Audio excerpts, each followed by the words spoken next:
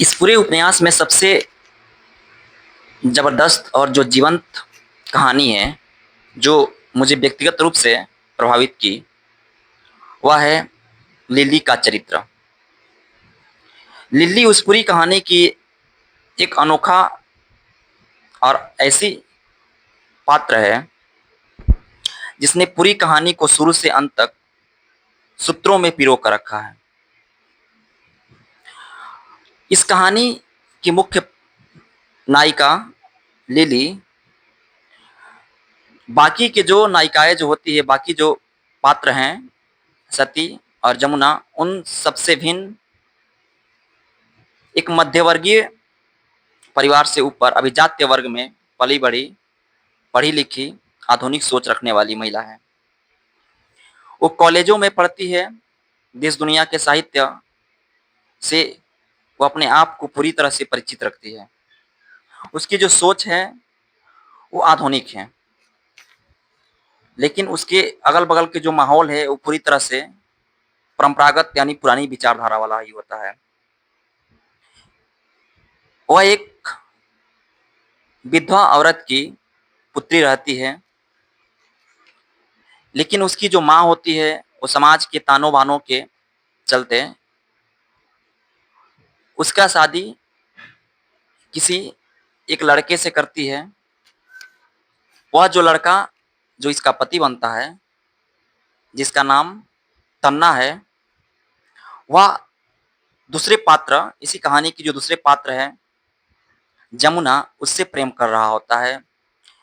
लेकिन जमुना जो है वो तन्ना से बहुत नीच कुल की रहती है। नीच कुल मतलब पैसे के मामले में। इसलिए वो तन्ना की शादी जमुना से नहीं हो पाती है, तो तन्ना की शादी लिली से होती है। लिली जो आधुनिक सोच रखने वाली लड़की, लेकिन तन्ना जो पुरुष वर्ग में रहते हुए भी अपनी भावनाओं को दबा कर रखता है, डरा और संकोचित व्यक्ति है। वो अपने पिता से इतना डरता है कि अपनी प्रेमिका के बारे में वो बता भी नहीं पाता है, जिससे वो प्रेम करता है, यानी वो जमुना। और अपने पिता की सहमति से वह एक दूसरी लड़की यानी लिली से शादी कर लेता है, जिससे वो प्रेम नहीं कर रहा होता है। लिली जिसे वो खुद पसंद नहीं कर रही होती है, लेकिन वो अपने समाज के तानों बानों और अपनी माँ की सहमति से उन्हें शादी करना पड़ता है मजबूरन। लिली की शादी जब तन्ना से होती है, तो तन्ना शारीरिक रूप से एक दूसरे के प्रति आकर्षित तो होते हैं, लेकिन कभी भी वैचारिक स्तर पे, दार्शनिक स्तर पे वो एक दूसरे को अपना नहीं पाते हैं, क्योंकि दोनों का व्यक्तित्व जो है अधूरा पड़ा हुआ है। यहाँ जो लिली है, एक टूटी हुई प्रेमिका के रूप में इसके जीवन में प्रवेश करती है, और ये व्यक्ति उसको अपना भी नहीं पाता है भावनात्मक तरीके से, तो और भी टूट जाती है। लेकिन शारीरिक आकर्षण के चलते ही उन्हें एक पुत्र यानी संतान की प्राप्ति होती है।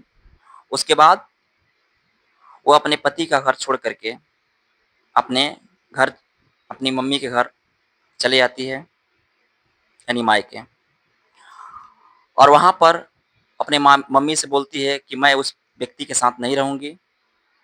अब अपना जो भी जीवन होगा मैं अपने पुत्र के भविष्य में लगाऊँगी, इसे सँवारूँगी, इसे एक नया रूप दूँगी।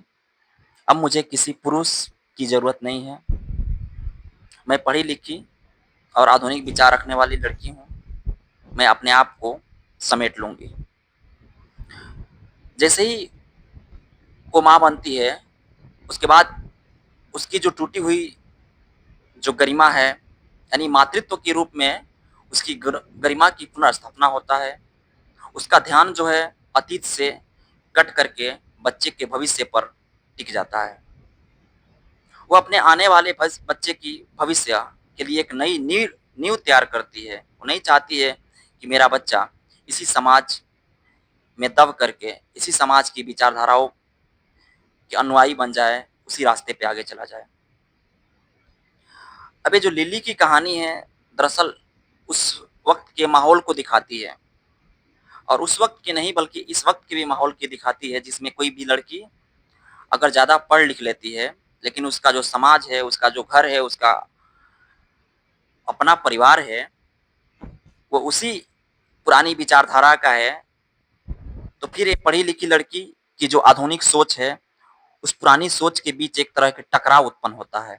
और हम सभी भी इसे देखते हैं कि अगर हम अपने परिवार के अन्य सदस्यों से थोड़ा आगे पढ़ लेते हैं, थोड़ा सोच रखने लगते हैं, तमाम तरह के साहित्य को समझ लेते हैं, देश दुनिया की क्रांतियों को समझ लेते हैं, और हम अपनी संभावनाओं को बढ़ाने के प्रयास करने लगते हैं, तब तक हमारा समाज, हमारा परिवार हमें पिछले सिरे से पकड़ करके वो अपने ही परिवेश में, अपनी ही विचारधारा में, अपनी ही परंपरा में जकड़ के रखना चाहता है।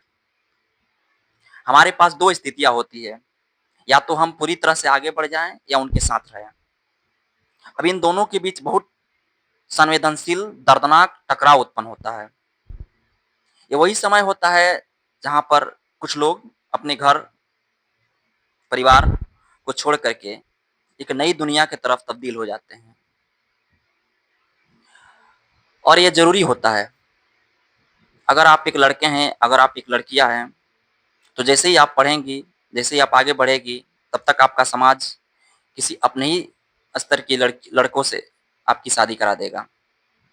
जो आपसे भी हो सकता है गिरा हुआ हो, वो आपकी सोच को ना समझता हो, लेकिन आप उनसे बहुत आगे निकल चुकी है, आप अपनी संभावनाओं को पहचान चुकी है, आप उस स्थिति में एडजस्ट नहीं कर पाएगी।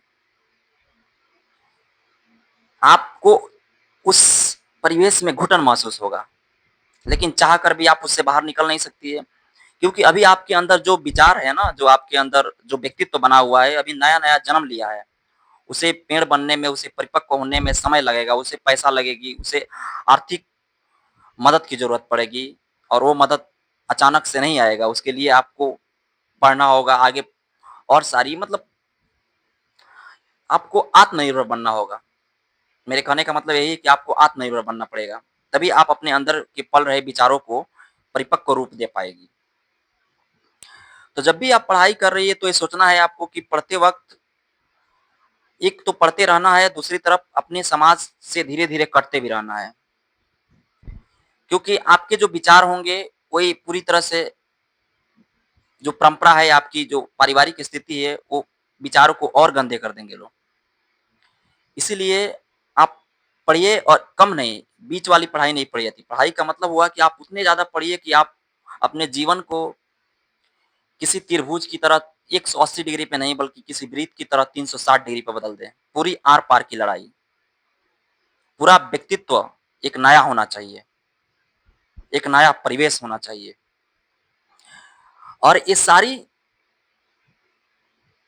स्थितियों को वो लिल्ली बहुत बेहद और जीवंत रूप से सँभालती है, और बिल्कुल एक आधुनिकता का जन्म ही नहीं, बल्कि अपने बच्चे को आधुनिक जीवन भी देती है।